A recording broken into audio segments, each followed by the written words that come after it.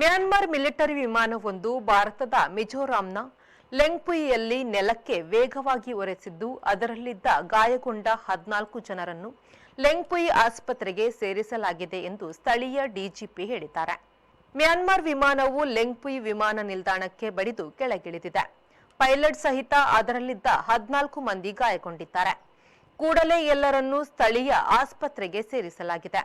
ಇತ್ತೀಚೆಗೆ ಉಗ್ರರೊಡನೆ ತಾಕಲಾಟದಲ್ಲಿ ಕೆಲವು ಮ್ಯಾನ್ಮಾರ್ ಸೈನಿಕರು ಭಾರತದ ಮಿಜೋರಾಂ ಒಳಗೆ ಬಂದಿದ್ರು. ಅವರನ್ನು ಕರೆದೊಯ್ಯಲು ಬಂದಿದ್ದ ವಿಮಾನವು ತಾನೇ ಅಪಘಾತದಲ್ಲಿ ಮುರಿದಿದೆ.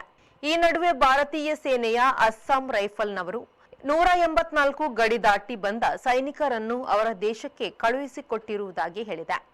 ಇನ್ನು 92 ಸೈನಿಕರನ್ನು ಒಯ್ಯಲು ಮ್ಯಾನ್ಮಾರ್ ವಿಮಾನ ಬಂದಿತ್ತು. Bureau report V4 news Mizoram.